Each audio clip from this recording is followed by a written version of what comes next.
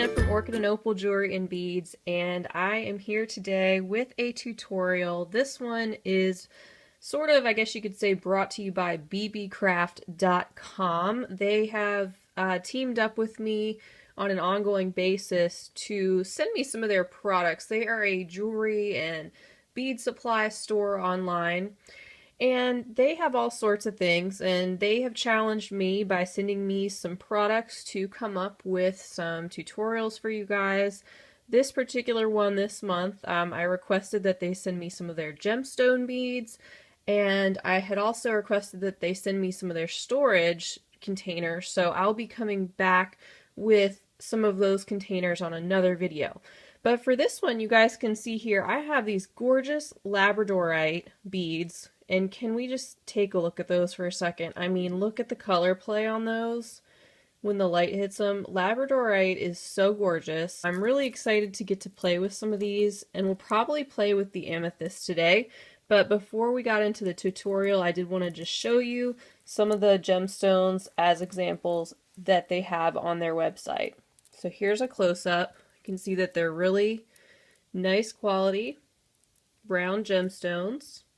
The price for the 15.5-inch strand of Labradorite, that you see here is $14.44. And this is an 8mm size. You get 48 beads, which is quite a few. And they are very, very pretty. I'm just moving them around so you guys can see how beautiful the Labradorite is and how it picks up the flashes of light. You can see a lot of blues and greens and yellows that show up inside. I just love it. And then this is a 15.5-inch strand of amethyst, and it's 6mm, and this is $9 on their website. And I will have the links below for you if you are interested in checking out these products. And they have some great deals on shipping typically if you're buying $25 or more in products, and if it's items from the US, then a lot of times they'll offer free shipping, and you can see that on their website depending on what product you're looking at. It'll tell you whether or not the shipping is free. Alright guys, so for today's tutorial I'm going to show you how you can actually use memory wire, bracelet wire, to make some pretty earrings. These are really easy and would be a great gift, and they don't take a whole lot of beads or a whole lot of material. So this should be a pretty quick tutorial, but I definitely wanted to show you this tip on how to make earrings using memory wire. I just had a tutorial recently on my channel about a memory wire bracelet and how to make those, so if you want to check that out, it's a couple videos back. And so I guess I had memory wire on the brain. So when BB Craft contacted me to make a tutorial, I thought it would be a great idea, seeing as how I was getting some of their gemstone beads, to go ahead and combine the ideas and make some earrings out of those gorgeous beads, because I think these earrings really do show off the beads nicely. I don't do a whole lot of bead weaving with gemstones because they are just so gorgeous, and I don't want to take away from the simple beauty of the gemstones. So what I've done here is I've actually snipped a half of a circle of memory wire, and this is going to make one of our earrings. And what'll happen is this is going to twist in this shape, and the memory wire is awesome because it holds its shape so well that it's going to keep this nice teardrop shape for us. So I actually want to recommend you do check out, maybe in the future if you don't already have them, some memory wire cutters. They are a lot more heavy duty than typical wire cutters. You will ruin these over time if you try to use regular wire cutters with memory wire. Sadly, I don't have any special cutters for my memory wire yet, but it is on my list of things to buy, as I have the budget for it. So I just want to say that going in is that would be a great tool to have. So I will have links to an example of some great memory wire cutters, as well as the type of memory wire that I'm using today on these earrings, down below in the information section for links on Amazon where you can go check out those products. Something else that I'm using today that I absolutely love and would recommend is this 3mm looper tool. It is a one-step looper, and I've showcased it before on another one of my videos, but I love using it for this application as well because it really gets the loops very uniform. And I didn't think I would need this tool at first. I thought it'd just be kind of like something that sits around, but I've used it so much. It's unbelievable. So I'm going to put a link to this below as well. I also have a smaller looper that makes, I think it's 1.25, or no, I'm sorry, 1.5mm loops. And there's actually a middle size, a 2.25mm that I've yet to get that I would probably like to get in the future as well. But the first step that we're doing is we're going to make a loop. And if you don't have these special loopers, don't worry. Just use your set of round nose pliers like this, and you're going to loop away from the curve. So you're going to make a loop that way. I'm going to show you how I do it with my looper.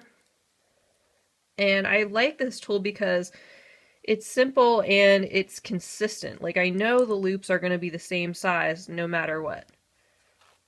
So I'm just curving this back. And again, I went against the curve, so not into it, but against it. And it made this loop right here. And I'm going to do the same thing on the other side once we have our beads strung on. So like I said, this is going to be a really quick project because all we're doing is we're stringing this little amount of beads on our wire. So I've kind of got the pattern laid out how I think I want it. So I'm just doing let's see, this is a 3mm fire polish bead, a silver spacer bead. I'm doing one of my 6mm round amethyst beads from BB Craft, another spacer, and then I'm doing one of these gorgeous check glass teardrop beads that I recently got from my last bead crate subscription, and you can check out that video unboxing too. That's just a few videos back from the September bead crate. And another spacer, another amethyst bead, another spacer, and then finally I'm finishing up with another one of those little 3mm fire polish beads. So we're going to make our loop on the other side now. So I'm going to take my loopers, and again, going against the curve, which I want to do this way, making a loop, just like that. Okay. And our loops aren't quite completed, so because the wire is so stiff, it's a little bit tricky to get it to meet right away with the looper tools. However, it is nice and consistent. I'm just going to finish that off by taking my round nose pliers and just continuing to pull that memory wire to meet the other memory wire on the side. And then what we want to do is we want to kind of bend these two sides into each other because they're going to end up being together like this. And then we're going to take some thinner gauge jewelry wire or craft wire, and we're going to do what's called a messy wrap around this to hold these together. And then we'll put our fishhook ear wire into that piece at the top. So here's a close-up on what that looks like. So you can see these two sides were bent into each other so that they kind of stack together. And then we took some of the thinner gauge craft wire, and my craft wire did not come labeled as to what gauge it is, but I can give you a good guess as to the fact that it's probably a 24 or 26, I'm guessing a 26 gauge wire, craft wire. And that's because the larger the gauge, the thinner the wire. So it's very thin. It's not something that you would use to like make fishhook earrings out of or anything like that. It's just way too thin, but it's great for this application and for doing a messy wrap like that. Okay, so that's what we want to achieve. So let me get my craft wire out. Here it is. And we're going to cut off about, let's see, about 8 inches. Just going to snip that off. And holding the earring in your hand like this, you can either hold it together and start wrapping it with your wire, or something I started doing was I was pulling these 2 loops together and then inserting my round pliers like that to just kind of hold it in place. And then I'm taking my wire and just starting to bend it around, which is going to start holding these loops in place. And it's a little tricky at first, just getting everything to stay in place because the memory wire is so springy that it wants to spring back. So just take your time, might take you a couple tries. Even taking my pliers out now, like it still wants to spring back a little bit, but once we have it wrapped several more times, it's going to be quite a bit more sturdy. So there's no right or wrong way to do this. You're just going to wrap your wire around and around until you have no more wire left, and then you're going to tuck in the ends. So as you go, just try to keep these 2 loops kind of overlapping, and I'm taking another pair of pliers and just holding these again while I wrap, just so I know that they stay nice and tight.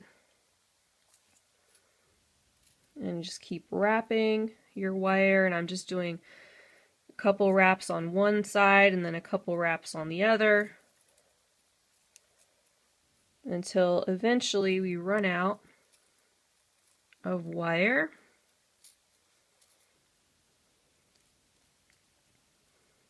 And then we can tuck in our ends.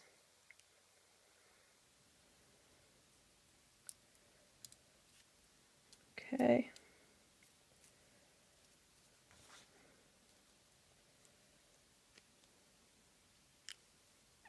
So I'm just gonna clip this one a little bit, and I'm gonna bend the end of it so it'll hopefully tuck in a little bit easier. Just take your time and try to tuck it up inside so that you're not having a end of your wire sticking out. And I'm going to go back in with my pliers also and tuck it in as well. I'm going to clip this to make this a little shorter. I'm just going to bend the end of that so I can hopefully get it going in the right direction.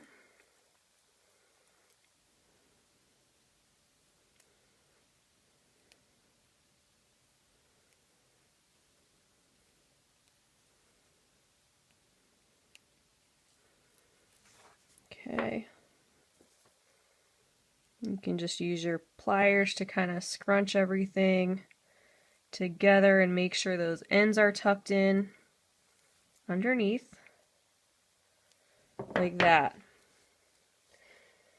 So here you can see we have our first earring. It was super simple, and all we have left to do is attach our ear wire.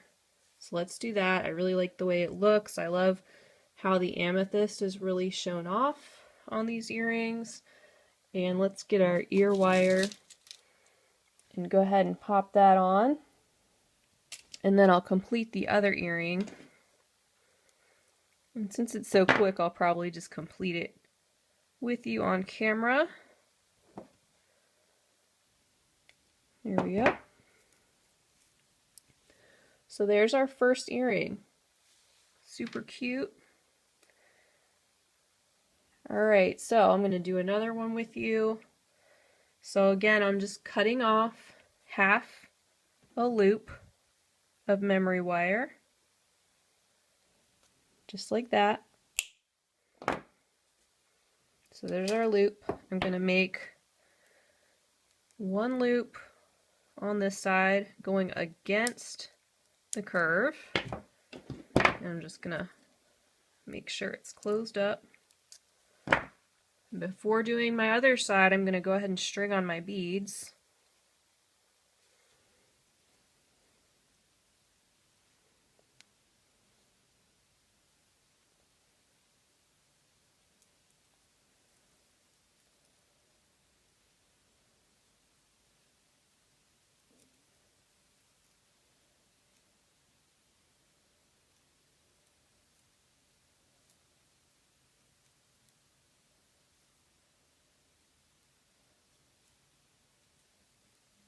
There we go.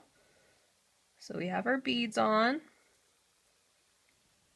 And now I can finish the other side by making another loop against the curve, like that.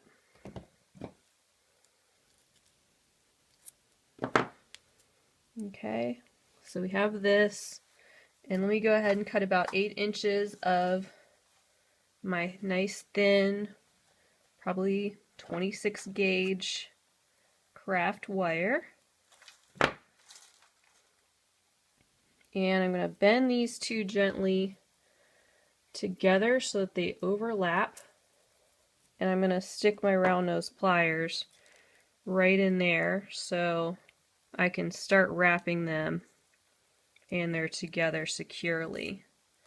So I'm just taking this and kind of bending it in half like that. I'm holding this end with my fingers here and I'm just getting it started and wrapping it nice and tight, and then I'm going to grab this end and start wrapping nice and tight this way, and it should start to keep that memory wire from trying to uncoil on you. Once you've got several wraps, I'm just going to take these pliers and hold it while I finish wrapping. So I just do a couple wraps on one side, a couple wraps on the other, and the whole point is just to get these loops nice and tight and staying together so they hold together for you. And because this is a messy wrap, it doesn't have to be perfect. That is the look. And you just go until you run out of wire. And then you try to tuck those ends in as best you can. Okay.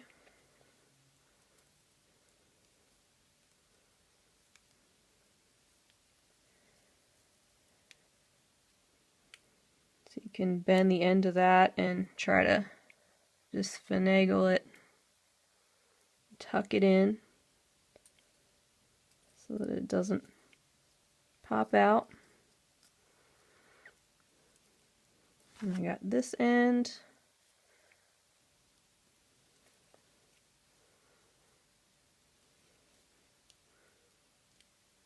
Tuck this one in, and then you can just use your pliers to kind of scrunch things together if you want to. And I got this end that doesn't want to quite go in yet, so let me try this. And I could clip it off as well. It might be a little long for where I'm trying to put it.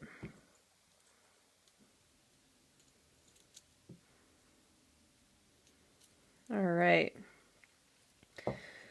so there we go.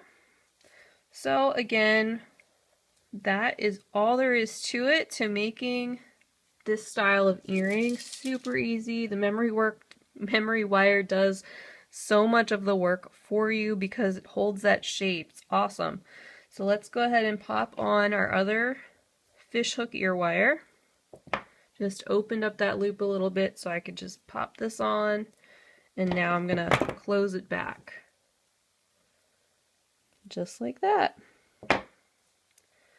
So that's all there is to it. I hope this gives you guys another idea on how you can use memory wire not just for bracelets, and they also have memory wire in ring size that you can use for earrings as well to make little earrings, like little teeny earrings if you wanted to. So you can play around with that. And like I said, these gemstone beads are from bbcraft.com, so if you want to check those out and see what else they have to offer, feel free to do that. All the links to the products are below in the information section, as well as the links to the products that I used today. And I just want to give a shout out to my viewer Bree, who made this gorgeous wire ring. You can find her on Instagram at dragons_vein. And I just did my last video featuring some of her beautiful handmade jewelry components. So thanks, Bree. I told you I'd wear one of your rings in my future videos, and I am proud to wear it. It's so cute. Alright, well, thanks for watching, guys. I hope to see you guys again soon, and please feel free to leave me a comment or question below. I will see you on my next video. Bye-bye!